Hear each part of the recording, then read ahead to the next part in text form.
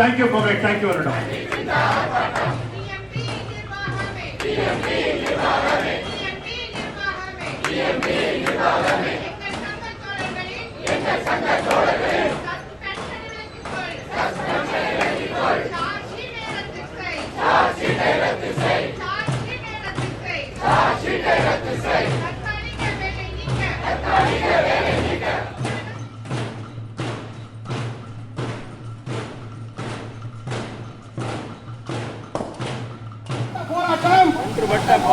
ஒன்றுபட்ட போராட்டம், உறுதியான போராட்டம்.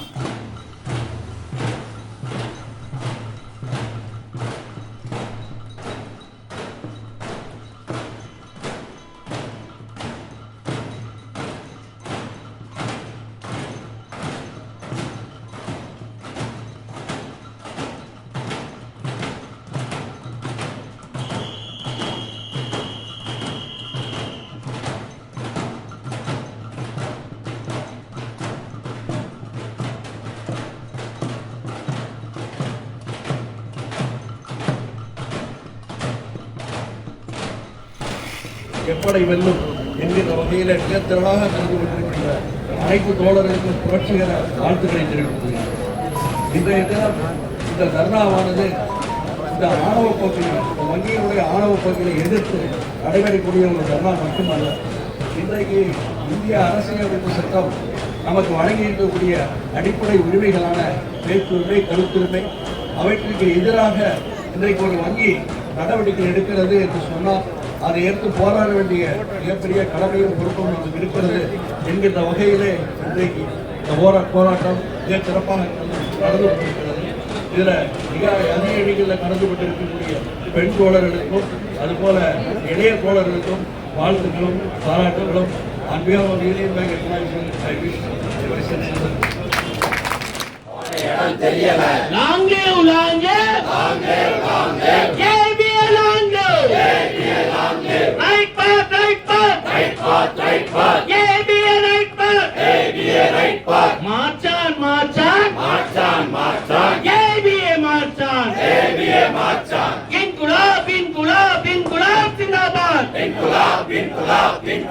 जिंदाबाद।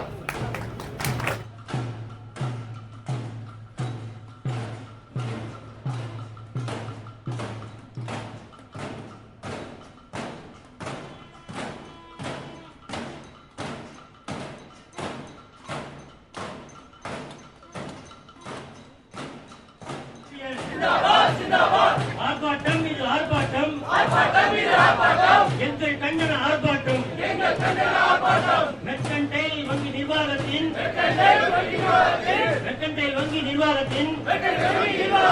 தொழிலாளர் விரோத போக்கினை, தொழிற்சங்க விரோத போக்கினை கண்டித்திந்த ஆர்ப்பாட்டம், போராட்டம் இது போராட்டம், அனைத்து வங்கி ஊழியரின் ஒன்றுபட்ட போராட்டம், நிர்வாகத்தின் தவறுகளை தட்டி கேட்கும் போராட்டம், ஏபிஏ போராட்டம்,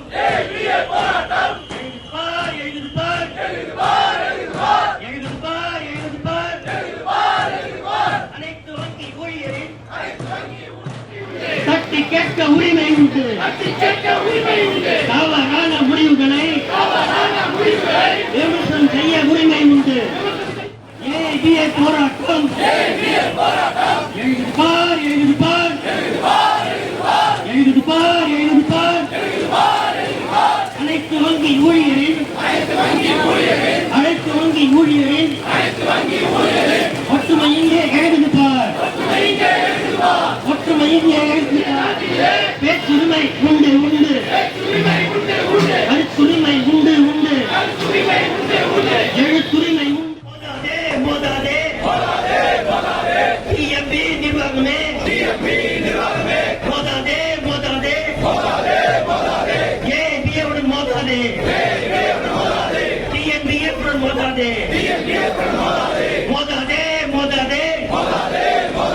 தூள் தூளாவாய், தூள்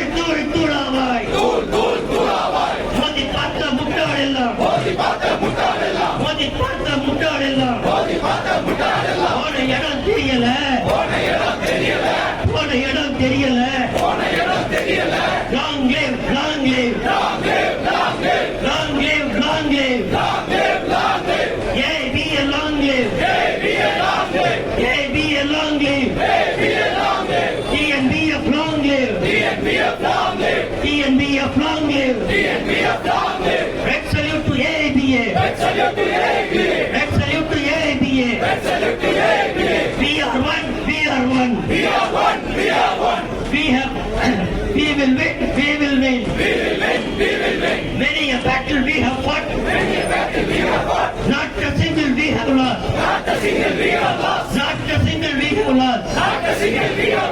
ultimate victory ultimate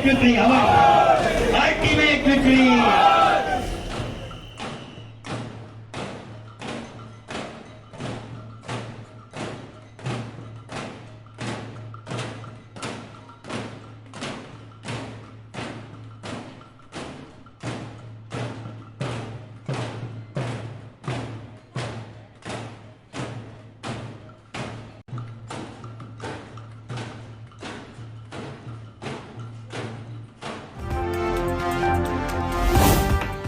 தூத்துக்குடியில் தமிழ்நாடு மெர்கன்டைல் வங்கி நிர்வாகத்தை கண்டித்து ஊழியர்கள் தர்ணா போராட்டம்.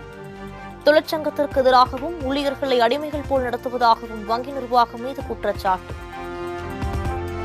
தூத்துக்குடியில் 1000க்கும் மேற்பட்ட வங்கி ஊழியர்கள் பணிகளை புறக்கணித்து தர்ணா போராட்டத்தில் ஈடுபட்டனர். தூத்துக்குடியை தலைமையிடமாக கொண்டு இயங்கி வரும் தனியார் வங்கிக்கு பல்வேறு கிளைகள் உள்ளன. இந்த வங்கி நிர்வாகம் ஊழியர்களுக்கு வழங்கப்படும் சம்பளத்தை முறையாக வழங்காமல் மாற்றி புதிய திட்டத்தை அமல்படுத்த முடிவு செய்தது. நிர்வாகத்தின் இந்த முடிவுக்கு வங்கி ஊழியர்கள் AIBEA சங்கம் மூலமாக சமூக வலைதளங்கள் மூலமாகவும் கடும் எதிர்ப்புகளை தெரிவித்தனர். இதனைத் தொடர்ந்து அச்சங்க தலைவர் மற்றும் செயலாளரை தனியார் வங்கி நிர்வாகம் பணியிடை நீக்கம் செய்தது. இதனை கண்டித்து வங்கி ஊழியர்கள் தர்ணா போராட்டத்தில் ஈடுபட்டனர். 50-60 ஆண்டுகளாக 10 லட்சம் வங்கி ஊழியர்களுக்கு ஒரே மாதிரியான சீரான ஊதிய உயர்வு கொடுத்துக்கிட்டு இருக்கிறோம், ஊதிய முறைகள் கொடுக்கிறோம். ஆனால் கடந்த மாதம் இந்த வங்கியில் மட்டும் அங்கே இருக்கக்கூடிய ஊழியர் அதிகாரிகளுக்கு நிர்வாகம் அவர்கள் விரும்புகின்ற ஊதியத்தை கொடுக்கக்கூடிய தன்னிச்சையான முறையை மாற்றுவதற்காக முயற்சி செஞ்சாங்க. ஆகவே அதில் ஊழியர்களுக்கு மிகப்பெரிய கடுமையான அதிருப்தி ஏற்பட்டது. அந்த அதிருப்தியை கருத்துக்களை தெரிவிக்க நிர்வாகம் அனுமதிக்கவில்லை. அவ்வளவு கெடுபடி அராஜகம். தனியார் வங்கி நிர்வாகம் தொழிலாளர் விரோத போக்கை கைவிட்டு சுமூகமான முடிவை எடுக்காவிட்டால் அடுத்த கட்ட போராட்டத்தில் ஈடுபட போவதாக ஊழியர்கள் தெரிவித்துள்ளனர். இந்த காரணத்துக்காக நாங்கள் ஒரு டிஸ்மிஸல் ஆயிருக்கு, போராடிக்கிட்டு இருக்கிறோம். அவர் நம்முடைய கிளை செயலாளர், தலைவர், சங்கத்துல முன்னணி தலைவர், அவர் நிர்வாகி. ஒரு கஸ்டமர் வராரு, மேனேஜர் சொல்லிருக்கிறார் இந்த இன்சூரன்ஸ் நீ வாங்கி ஆகணும்னு சொல்லி. இவர் போய் விளக்குறாரு, சார் இதெல்லாம் பண்ணீங்கன்னா உங்களுக்கு நஷ்டமாயிரும் சார் அப்படின்னு சொல்லி. அது மேனேஜர் போயிருச்சு. உடனே அதுக்காக சார்ஜ் போட்டு பேங்க் நிர்வாகத்துக்கு எதிராக சதி பண்றோம். கஸ்டமர் சர்வீஸ் கொடுங்க நம்மள சொல்றாங்க. அதுதான் அந்த தோழர் பண்ணாரு. என்ன சர்வீஸ், இதெல்லாம் உங்களுக்கு நஷ்டம் வரக்கூடாது, இதை போடாதீங்க, அதுக்காக டிஸ்மிஸ் பண்ணிருக்கிறாங்க. இப்ப அதேதான் யாரு அந்த தோழர் மன்னு என்ன சொன்னாரோ அதுதான் நிர்மலா சீதாராமன் இப்ப IBF சொல்லியிருக்கிறாங்க, பேங்க் சொல்லியிருக்கிறாங்க. மரம் மூலையில ஏறுதான் தெரியாது. அப்படி தேவையில்லாத விஷயங்கள்லாம் பண்ணிக்கிட்டே இருக்கிறான். அதுதான் காஸ்ட் கம்பெனி. பணமா பேசுங்க, நேரம் பேசுங்க. ஆனா எல்லா இடங்களையும் பார்த்துக்கிட்டே இருக்கு. காஸ்ட் கம்பெனியால அதிருப்தி. காரணம் எல்லாருக்கும் சீரான ஒரு ஊதியம் இருக்காது. திறமையின் அடிப்படை என்ன திறமை, பேங்க்ல வேலையில் என்ன திறமை இருக்கு, கஸ்டமர் வந்தா சிரிக்கணும், சர்வீஸ் கொடுக்கணும், அவ்வளவு மேட்டர் முடிஞ்சு போய். இதான் 100 வருஷமா படிக்கிட்டு இருக்கிறோம். அவ புதுசா நீனா எங்க திறமையை கண்டுபிடிக்கிறது? உங்க திறமையெல்லாம் பார்த்துக்கிட்டே இருக்கிற நிர்வாகத்துடைய திறமையெல்லாம் பார்த்துக்கிட்டு தானே இருக்கிறோம், நிர்வாக அதிகாரிகள். அதனால அது ஒத்துக்கொள்ள முடியாதுன்னு சொல்றோம். ஆனால் இன்று மறைமுகமாக இந்த நிர்வாகம் ஊழியர்கள் திணிக்கணும் முடிவு பண்ணாங்க. வெளியில் தெரிஞ்சிருச்சு. அது ஒரு பெரிய கொந்தளிப்பு மாதிரி ஆயிடுச்சு. நமக்கு மற்ற பேங்க்ல தெரியாது, ஏன்னா அது வராது அப்படின்னு. ஆனா தமிழ்நாடு மெர்கன்டைல் பேங்க்ல காஸ்ட் கம்பெனி வருதுன்னு சொன்னா ஊழியர் மத்தியில் ஒரு கொந்தளிப்பு. ஏன்னா மாசமா சம்பளம் வாங்கிட்டு இருக்கிறோம். இப்ப ஒரு பகுதி சம்பளம் கொடுப்பாங்க, இன்னொரு பகுதி ஊதியத்தை நிர்வாகம் யாரு திறமைன்னு சொல்றானோ அவனுக்கு தான் கிடைக்காது. அப்படின்னு பண்ணா அமுல் பட்டர் விலையெல்லாம் நாட்டுல விலை ஏறிடும். சோப் போட்டாதான் கிடைக்கும். அதனாலதான் அவங்க பயப்படுறாங்க. ஆனா அந்த பயத்தை வெளியில சொல்ல முடியாது. தமிழ்நாடு மெர்கன்டைல் பேங்க்ல அந்த மாதிரியாக ஒரு கெடுபடி இருக்கு. 2000 பேர் வேலை செய்யறாங்க. ஆனா 2000 பேர்ல மெஜாரிட்டி, ஓவர்வெல்மிங் மெஜாரிட்டி, அந்த இன்னொரு யூனியன் இருக்கு. யூனியன் தான் பேரை சொல்லக்கூடாது. யூனியன் அங்க இருக்கிறாங்க. ஆனா வெளியில பேச முடியாது. பேசினா அடி வாங்கிடுவாங்க. அந்த நேரத்துல நம்முடைய சங்கத்தின் சார்பாக வாட்ஸ்அப் குரூப் ஆரம்பிக்கிறாங்க. அதுதான் பெரிய தவறா, கொலை குத்தமா, இல்ல இப்ப எல்லாரும் சொல்றாங்க தேச துரோக குற்றமா? என்ன பண்ணிட்டாங்க? அது ஏன் 2000 பேர் அதுல சேர்ந்தாங்க? அவ எல்லாருக்குமே பயம் இருக்கு, இந்த கம்பெனி காசு கம்பெனி சரியில்லைன்னு சொல்லி. அதுக்காக தான் அவங்க இது ஒரு குரூப் மாதிரி ஃபார்ம் பண்ணாங்க. ஒரு குரூப் பார்த்தா ரெண்டாவது குரூப் டேங்க் ஓவர் ஃப்ளை, அடுத்த டேங்க் போற மாதிரி இன்னொரு குரூப். என்ன அதுல இடம் இல்லை. எல்லாரும் உடனே போடுறாங்க. ஒரு 2 ஹவர் தான் திறந்து வச்சிருந்தாங்க. அந்த 2 ஹவர்ல எல்லாரும் போடுறாங்க. யாரு வந்திருக்கிறாங்க அப்புறம் தெரியுது. பல அதிகாரிகள், உயர்மட்ட அதிகாரிகள், மேனேஜிங் டைரக்டர் ஆபீஸ்ல வேலை செய்யக்கூடிய ஒரு அதிகாரி கூட அந்த வாட்ஸ்அப் குரூப்ல வந்திருக்கிறார். அப்படின்னா அவருக்கு கூட பயம் இருக்கும்.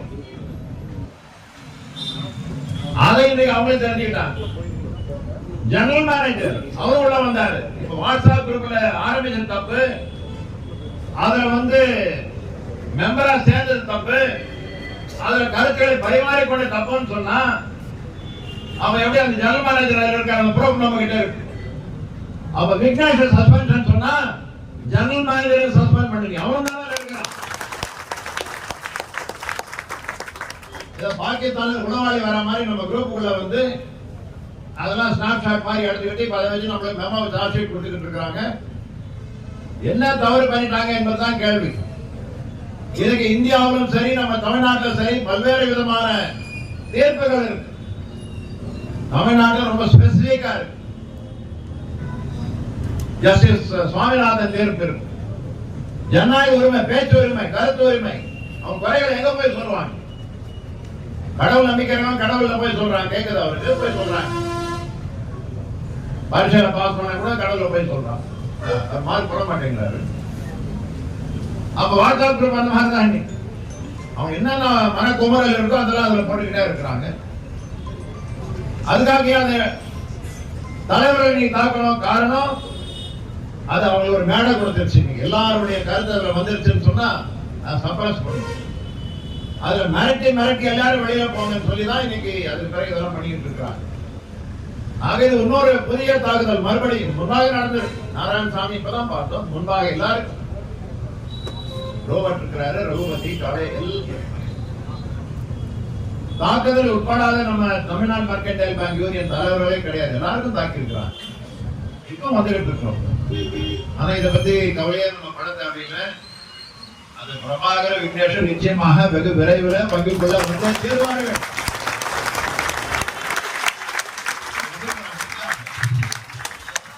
பிரபாகர் விக்னேஷ் எங்க வாங்க.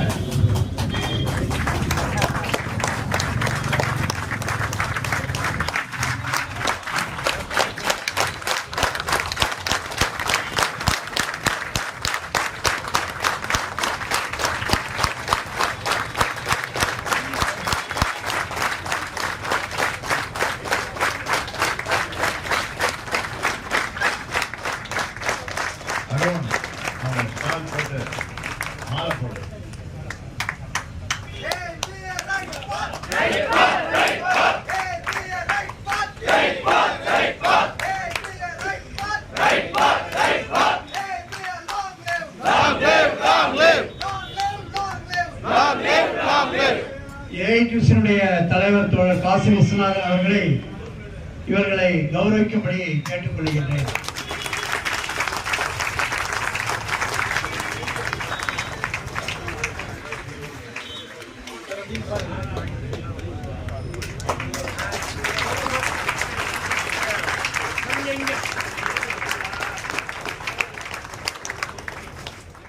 அவன் கொலை எங்கேயா போய் சொல்லுவான்? Right to went.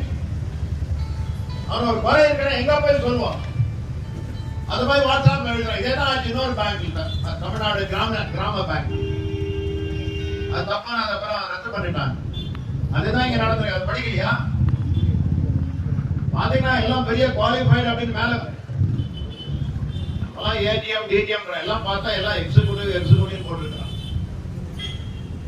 எக்ஸிகூட்டிவ்னா அடிமைக்கு இங்கிலீஷ்ல அர்த்தம் அடிமை. இப்ப கூட பார்த்துட்டு வந்தோம். அவர் வந்து டெசிக்னேஷன் எக்ஸிகூட்டிவ் வைஸ் பிரசிடென்ட் அப்படின்னு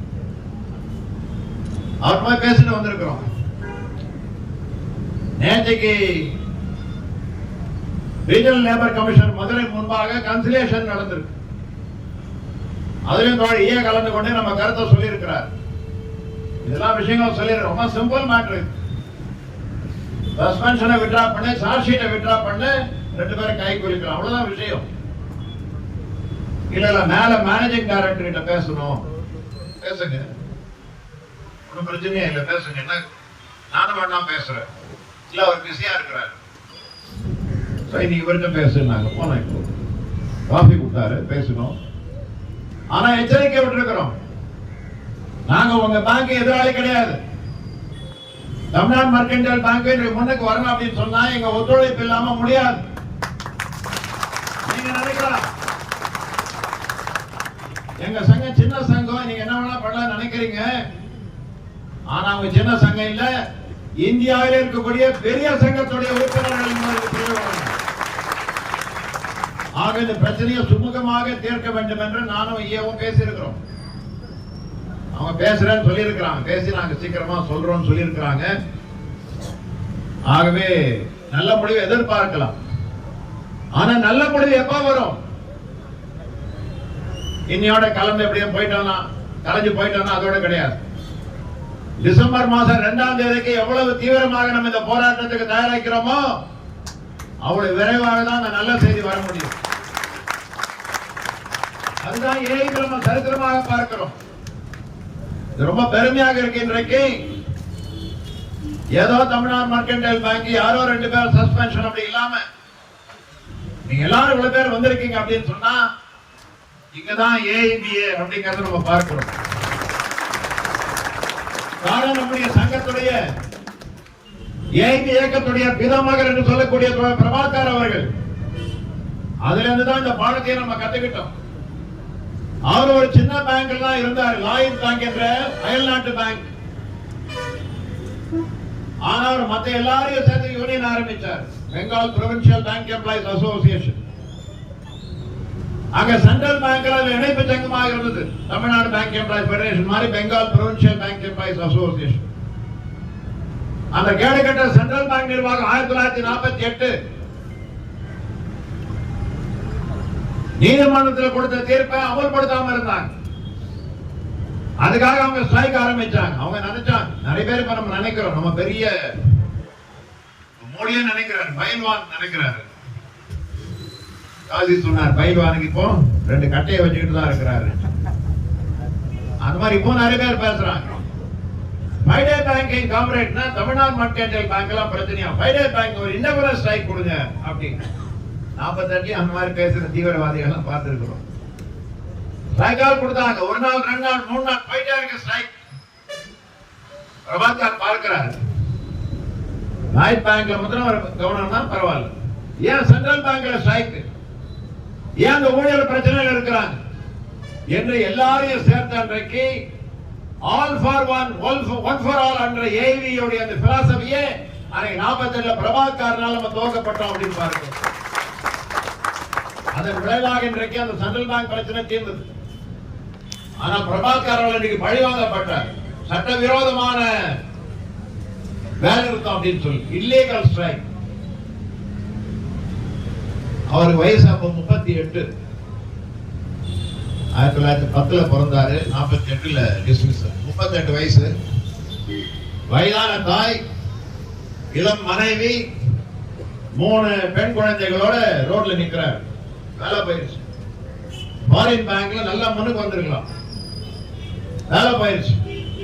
நிர்வாகம் கூப்பிட்டு அவரை கேட்கிறாங்க, பிரபாகர் ஏதோ போனா தப்பு பண்ணிட்டு இனிமே மத்தவங்க பிரச்சனைகள் தலையிடாதீங்க, மத்த ஊழியர் பிரச்சனை அவங்க பார்த்துப்பாங்க, ஒரு வேலையை மாத்திரம் பாரு ஆக மன்னிப்பு கடிதம் கொடுத்தா நாளைக்கு வேலை கொடுக்கறோம்னா நம்ம எல்லாம் என்ன பண்ணிருப்போம்? உடனே அடுத்த நாள் ஒரு கார்பன் காப்பி வச்சு நல்லா எழுதி இதை மன்னிச்சிருங்க. பிரபாகர் 1948 சொல்லிட்டார், மன்னிப்பு கடிதம் கொடுக்க மாட்டேன் என்பது மட்டுமல்ல, சென்ட்ரல் பேங்க் மட்டுமல்ல, இந்தியாவில் எந்த வங்கி ஒரு பிரச்சனை என்று சொன்னாலும் ஏஐபி தலைவரும் அவர் தான் எம்பி ஆனார். பேங்க் டிஸ்மிஸ் பண்ணா அவர் எம்பி ஆயிட்டார். 48 பிறகு இன்றைக்கு நம்ம பார்த்துட்டு இருக்கிறோம். ஏஐபி 75 ஆண்டு சரித்திரத்தில் தொழிற்சங்க நடவடிக்கைக்காக வேலையிலிருந்து நீக்கப்பட்ட அப்படின்னு சொன்னா ஒரே ஒருத்தர் தான் பிரபாகர் மட்டுமே. யாருமே இது வரைக்கும் பழிவாங்கப்பட முடியல. அப்படிப்பட்ட பிரமாண்டமான இயக்கத்தை தலைவர்கள் எல்லாம் இன்றைக்கு, அதுவும் இன்னைக்கு சம்பத்துடைய நினைவு தினம், 10வது ஆண்டு நினைவு, அவன் உயர்படுத்தணும் யூனியன் ஆரம்பிச்சு வச்சிருக்கிறான். எங்க பிரச்சனை என்று சொன்னாலும் சரி, அப்படிப்பட்ட ஒரு இயக்கத்தில் இன்னைக்கு இருக்கிறோம் சொன்னா அது இன்னைக்கும் பள்ளிக்கூடத்துல படிக்கிறோம். காலாண்டு, அரையாண்டு, இறுதி 3 வருஷம் தான். இதனால ஜாலியா இருக்கலாம். ஆனா தொழிற்சங்கத்தில் தொழிலாளிக்கு இந்தியாவில் தொழிற்சங்க வரலாற்றை பார்க்கிறோம். ஒவ்வொரு நாளும் தொழிலாளி பரீட்சை எழுதிக்கிட்டே தான் இருக்கணும். ஏன்னா தாக்கிக்கிட்டே இருக்கிறான். யாரு தாக்குறான்னு தெரியாது.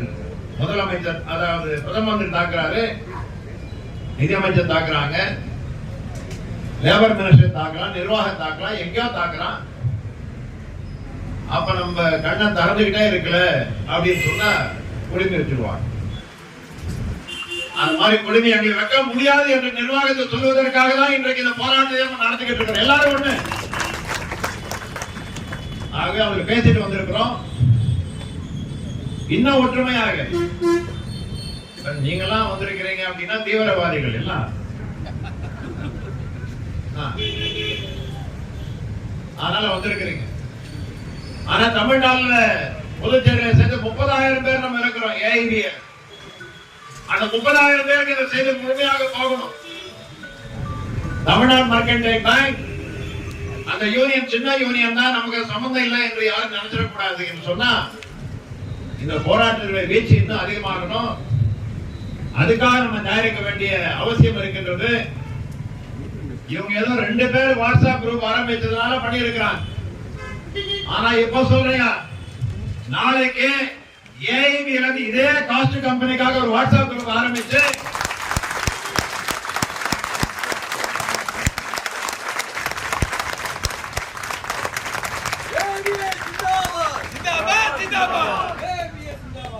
நான் அட்மினிஸ்ட்ரேட்டர் வரையா, வாயா கிட்ட வாயா வாயா.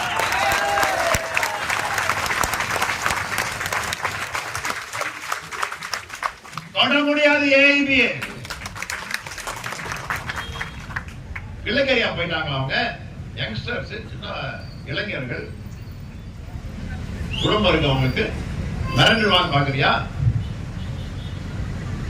நிர்வாகம் புரிஞ்சுக்கணும். இது ரகசியமா இங்கே அவங்க இருக்கிறாங்க. நிர்வாக ஆளுங்க எங்க எடுத்துட்டு கேமரா நம்மளும் என்ன